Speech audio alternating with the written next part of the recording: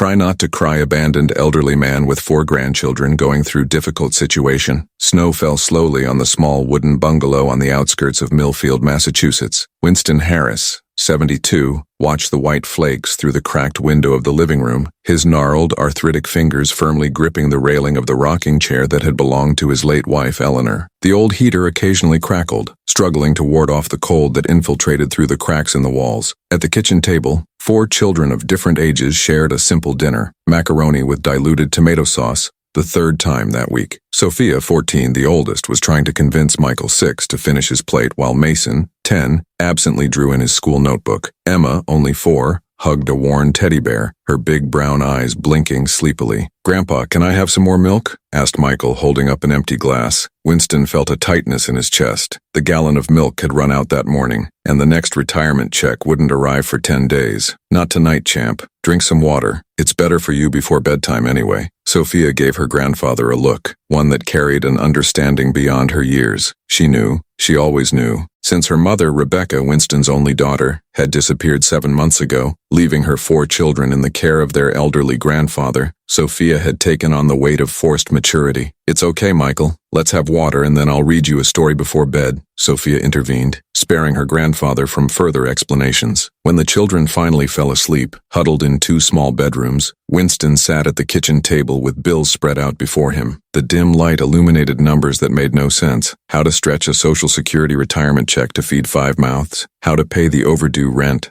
medical bills, school, how to keep the heating running during Massachusetts' harsh winter. In the picture frame on the sideboard, Rebecca's smiling face looked at him, a photograph from 4 years ago, before the drug problems, before Brian, Emma, and Michael's father appeared in her life, before Jason, Mason, and Sophia's father was imprisoned for armed robbery, before the world collapsed upon his daughter until she simply gave up. Winston ran his fingers over the dusty glass. "What do I do now, Becky?" he whispered. "What do I do?" The silence of the house was his only answer, as the snow continued to fall outside, covering the world with a white layer that seemed to bury his hopes. 3 weeks later, the situation had worsened. The landlord, Mr. Tompkins, an impatient middle-aged businessman with thin-framed glasses, knocked on the door one Sunday afternoon. "Mr. Harris, we're 2 months behind on rent. I've been patient considering your situation," he said, casting a glance inside the house where Mason and Michael were playing on the living room floor. "But business is business. I need the money by the end of the week or I'll have to start the eviction process." Winston held onto the door frame, feeling his heart race. "Mr. Tompkins, please, I get my next check on Wednesday. I can pay half then and the rest next month. The children, it's winter. I'm sorry, Mr. Harris. You have 3 days." The man turned and walked to his gleaming car parked at the curb. That night, while the children slept, Winston faced his own inner storm. He opened the dresser drawer where he kept the few mementos that still meant something in his life: his father's pocket watch, his and Eleanor's wedding rings, the silver brooch he planned to give Sophia on her 15th birthday. "Forgive me, Ellie," he murmured as he placed the items in a small box. "I have no choice." The next morning, after dropping Mason and Michael at school and leaving Emma in the care of a kind neighbor, Winston went to the pawn shop downtown. The man behind the counter barely glanced at the items before offering an amount far below the sentimental value they carried, but enough to pay a month's rent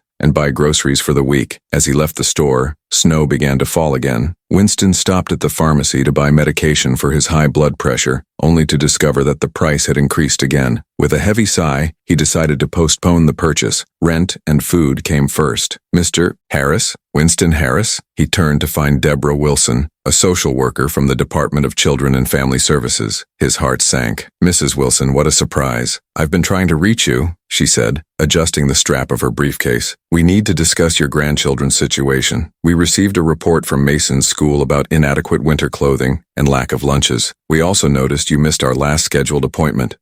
The car broke down," Winston lied. "In fact, the old Buick had been sold months ago to pay medical bills. But the children are fine. I'm taking care of them." "Mr. Harris, I understand you're doing your best," said Deborah, her tone softening. "But we need to ensure the children's needs are being met. I'm scheduling a home visit for next week, and I'd like you to consider some assistance options we can offer." "What kind of options?" asked Winston, feeling a chill that had nothing to do with the snow. "Well, there are food assistance programs, heating aid for winter, and—" she hesitated. "In cases where the guardian faces significant difficulties, we also discuss temporary placements for the children in foster homes that might better meet their immediate needs." The words hit Winston like a physical blow. "No," he said firmly, ignoring ignoring the pain in his chest that intensified. I won't separate these children. They've lost too much already. I'm all they have now. Mr. Harris, no one is talking about permanent separation. We're concerned about their welfare and yours. I'll be expecting your visit next week, he replied stiffly. Have a good day, Mrs. Wilson. As he walked away, Winston's steps became heavier than the money in his pocket, money obtained at the cost of his last tangible connections to a happier past. The news came in an official envelope on Thursday. Sophia and Mason's school was organizing a mandatory field trip, costing $75 per student. The payment deadline was the following Monday. Winston held the paper, mentally calculating $150 he didn't have after paying rent and buying basic supplies. What's that, Grandpa? Asked Sophia, entering the kitchen after finishing her homework. Winston quickly folded the paper. Nothing important, dear. How's the science project coming along? All done. Grandpa, I know it's about the field trip. Mrs. Peterson mentioned it today. Sophia sat at the table, looking much older than her 14 years. Mason and I don't need to go. Of course you do. It's educational and mandatory. Winston forced a smile. Don't worry about it. Later that night, after checking that all the children were asleep, Winston picked up the phone and with trembling fingers dialed a number he had sworn never to use. Joseph? It's Winston Harris. He paused, swallowing his pride. Your brother. The silence on the other end of the line lasted several seconds. Winston, it's been how long? 12 years? 15, Winston corrected. Since Eleanor's funeral, when Joseph had suggested that Winston sell the house and move to a retirement community. The harsh words exchanged that day had created a chasm between the brothers that neither had tried to cross, until now. I need help, Joe, said Winston, each word costing him a piece of his pride. I have Rebecca's children, 4 kids, and things are difficult. Rebecca, your problem daughter? What happened to her this time? Winston closed his eyes. She disappeared 7 months ago, left the children with me and never came back. Jesus, Win, I always said you spoiled her too much. And now what? You want me to solve the problem? I just need a loan, temporary, for school fees, some medical bills. I promise to repay as soon as what? You're 72, Winston, living on Social Security. How do you plan to repay? And frankly,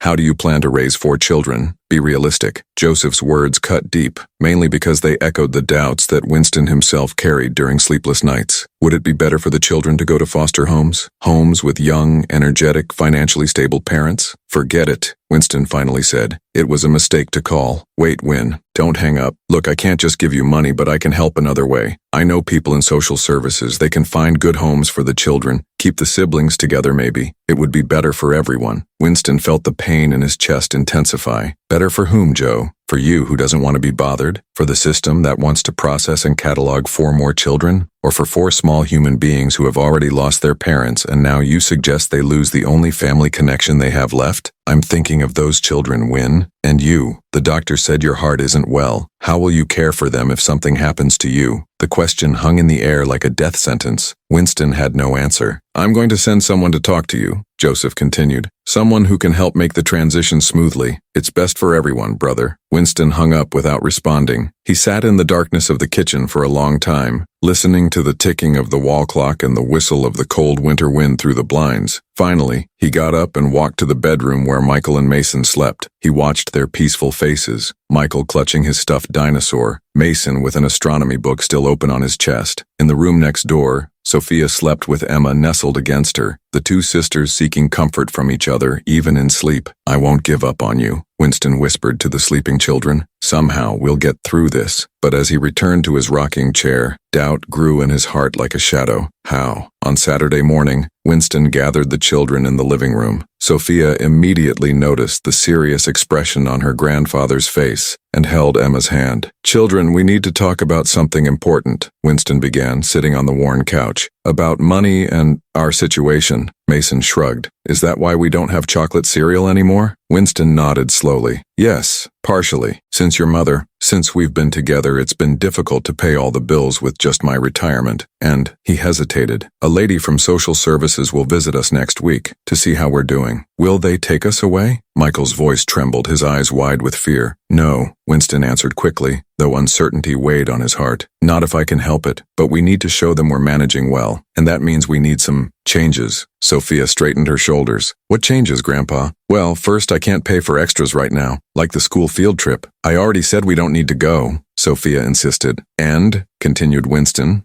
ignoring the interruption, I think it's time for Sophia to get a job after school. Something small, just a few hours a week. I can do that, Sophia agreed immediately. Mrs. Abernathy at the library was looking for someone to organize shelves. She told me I could work there when I turned 15, but maybe she'll take me now. Winston felt a mixture of pride and sadness. A 14-year-old girl shouldn't be worried about working to help feed the family. She should be thinking about school dances, books, and friends. And I can stop taking soccer lessons, offered Mason. It's expensive anyway. No, Mason. Winston shook his head. Soccer is important to you. We'll find a way. What about your medications, Grandpa? Sophia asked quietly. I saw that you're not taking your heart medicine regularly. Winston stared at his eldest granddaughter, surprised by her perception. Don't worry about that. I'm fine. I can sell my drawings, Michael suddenly exclaimed, eager to contribute. Bobby at school said my dinosaurs are really good. Winston felt a lump in his throat. That's very kind, champ. Maybe we can do that. Emma, the smallest, left Sophia's lap and walked to Winston, climbing onto his lap with some effort. She placed her small hands on her grandfather's wrinkled cheeks. Don't be sad, Grandpa, she said with the innocence of her 4 years. Mommy said she'll come back someday. She promised. Winston hugged his granddaughter, hiding the tears that threatened to fall. Of course she will, sweetie, of course she will. After the children went to play, Winston remained seated alone,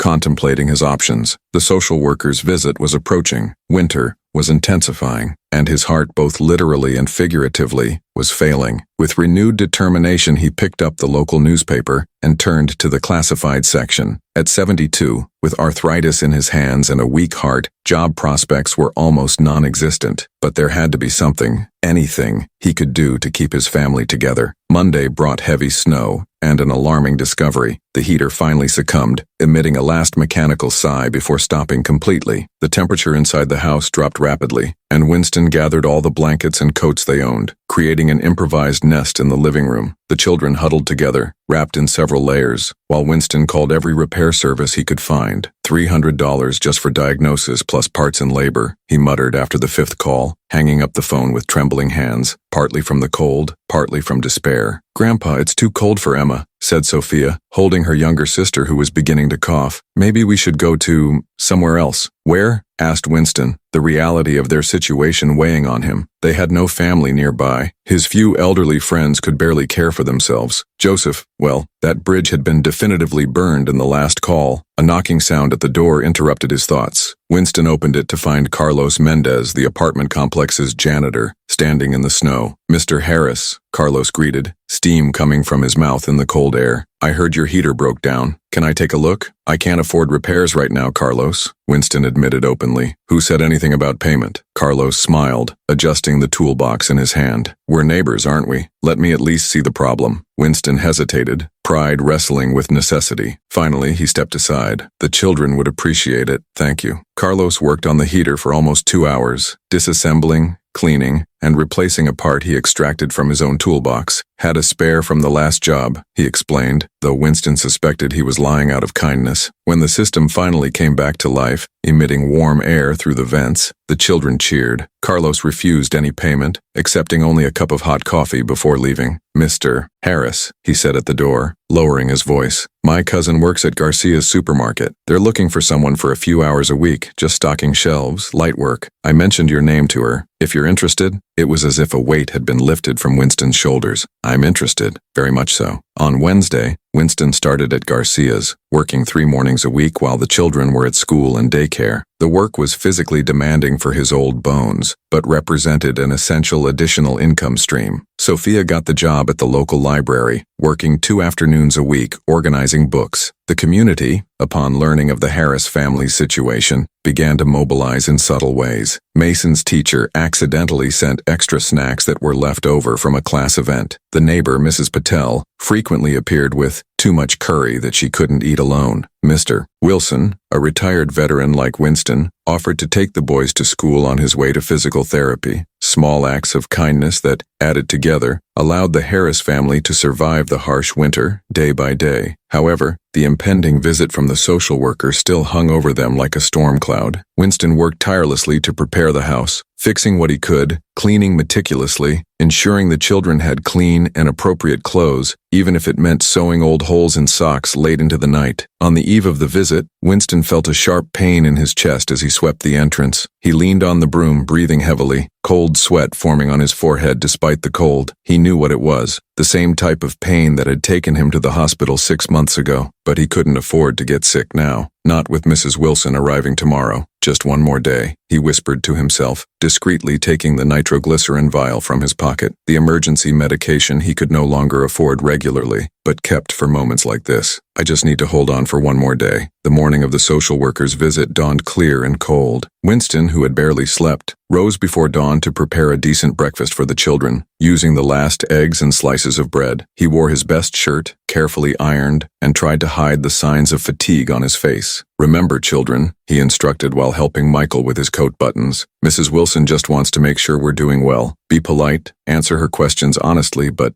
don't mention when we ran out of heat or when you skipped dinner so we would have enough food, Sophia completed, her tone revealing an understanding far beyond her years. Winston looked at his eldest granddaughter, feeling a mixture of pride and sadness. It's not lying, he said softly. It's just focusing on the good things. The clock struck 10:30 when the doorbell rang. Deborah Wilson entered carrying her briefcase and a professional smile. Winston watched anxiously as she inspected the house, took notes, checked the refrigerator's contents, and spoke individually with each child. Emma showed her favorite drawing. Mason talked about his science project. Michael proudly explained how he helped set the table. And Sophia, with her dignified posture, described her routine of caring for her siblings while maintaining excellent grades at school. Mr. Harris, can we talk privately? Mrs. Wilson finally asked. In the small kitchen with the door closed, the social worker opened her folder. You've done an admirable job under very difficult circumstances, she began. The children clearly love you very much, and I see that you're trying your hardest. Winston waited for the inevitable but that he knew would come. However, she continued, confirming his fears, I have serious concerns. Your medical records show significant heart problems. Your doctor reported that you haven't attended follow-up appointments in recent months and aren't taking your medication regularly. Financially, even with your new part-time job, you're below the subsistence threshold for a family of this size. And, frankly, the responsibility of raising 4 young children is immense even for much younger and healthier people. Winston felt his heart tighten, and it wasn't just his medical condition. What does that mean? Mrs. Wilson sighed. It means I'm obligated to recommend that the children be temporarily placed in foster care until a more permanent situation can be determined. Ideally,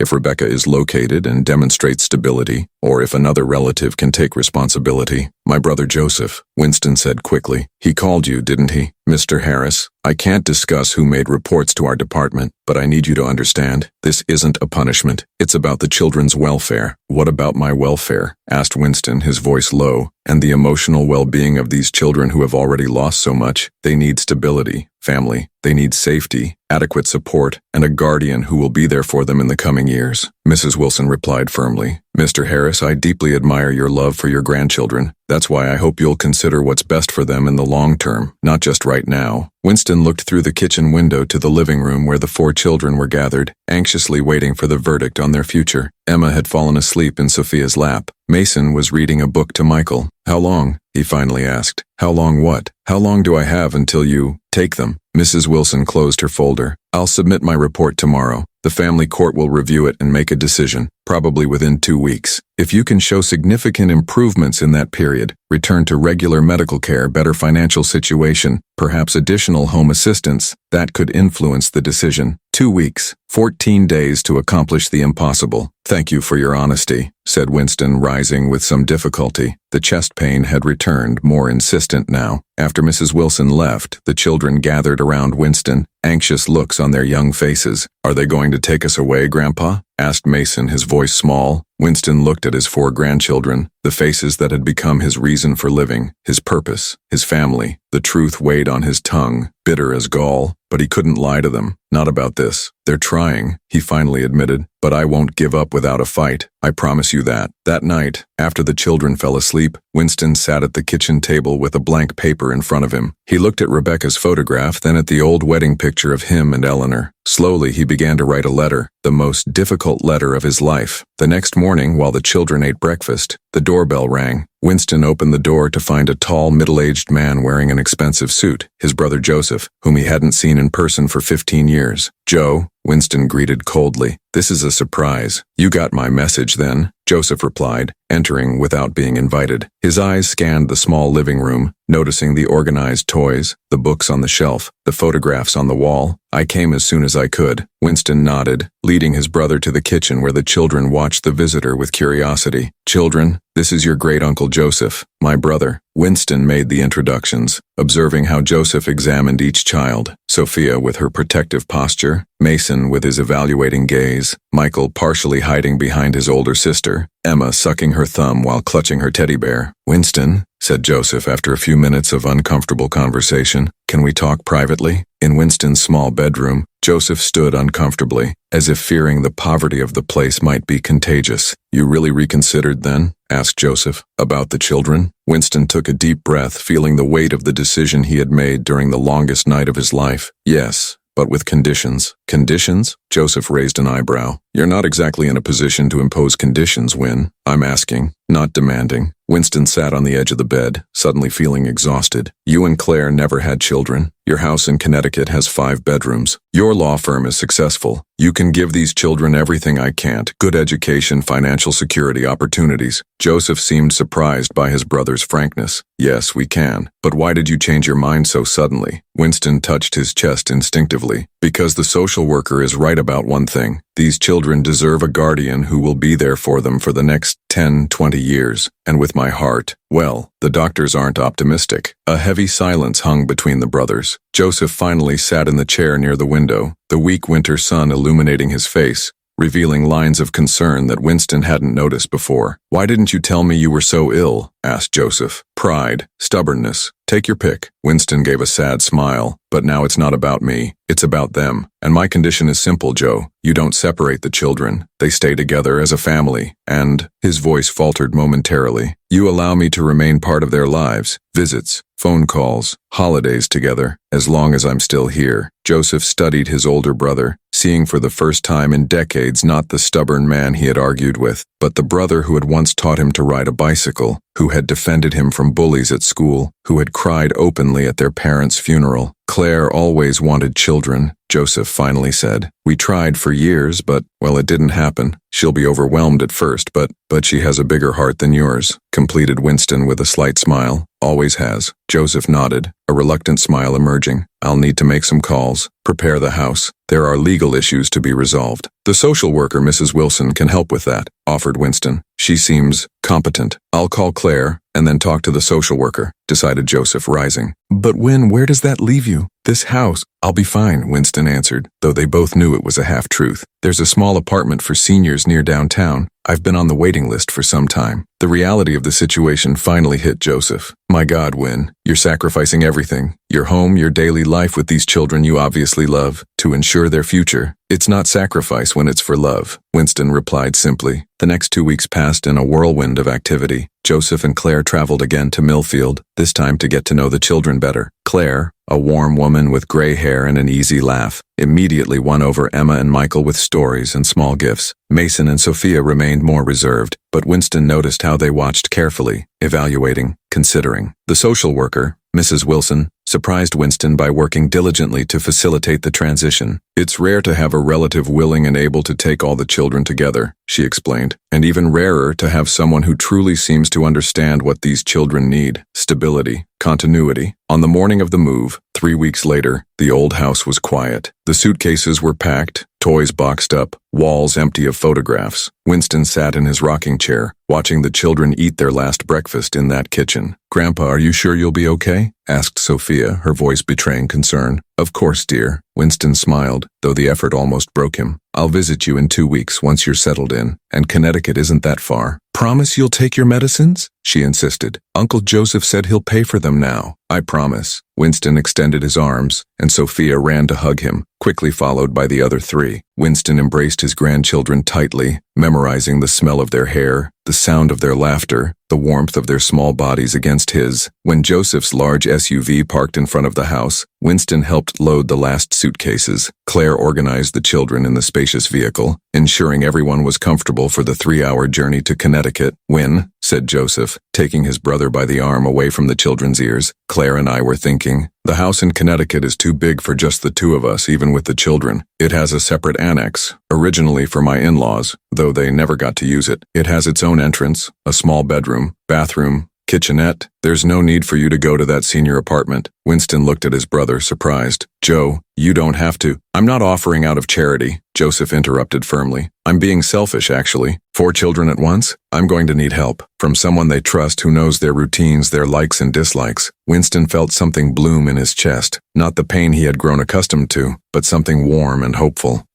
Are you sure?" "Absolutely. Claire is already decorating the place. Said something about warm colors and a rocking chair near the window." For the first time in a long time, Winston laughed, a sound of genuine joy that made the children look curiously from the car window. "So," he said finally, "it seems we're all going to Connecticut." Joseph smiled, extending his hand. Winston shook it, but then pulled his brother into an embrace, the first in almost 2 decades. "Thank you," whispered Winston. "We're family," Joseph replied simply. When Winston finally got into the car, sitting between Michael and Emma in the back seat, Sophia leaned from the middle seat. "Grandpa, are you crying?" she asked softly. Winston ran his hand over his face, feeling the moisture. "Just a little, dear. Sometimes we cry when we're happy too." As the car drove away from the old house, Winston looked out the window at the snow that was beginning to melt, revealing small spots of green where the first signs of spring were emerging. Winter was finally yielding, bringing with it the promise of new beginnings. Emma fell asleep against his shoulder. Michael held his hand firmly. In the front seat, Joseph and Claire discussed plans to enroll the children in local schools, and beside him, Mason excitedly pointed at something on the horizon. Perhaps the future, perhaps just an interesting cloud, but it was enough, more than enough. Winston closed his eyes for a moment, feeling the weight in his heart, no longer a burden of worry and fear, but the blessed weight of rediscovered family love. His family was together, different, changed, grown, but together. And as the car sped down the road toward Connecticut, Winston Harris allowed himself to believe that despite all the difficulties, some stories could in fact end, not just with hope, but with the tangible possibility of happiness. Sophia's middle school graduation ceremony took place on a sunny day in June. Winston, seated between Joseph and Claire, proudly applauded when his eldest granddaughter took the stage to receive not only her diploma, but also a special award for academic excellence. Michael and Emma, now 7 and 5 years old, respectively, waved small handmade flags. Mason, 11, filmed everything with the new camera he had received for his birthday. The house in Connecticut had transformed over the year, from an impeccable but sterile mansion to a vibrant home filled with children's voices,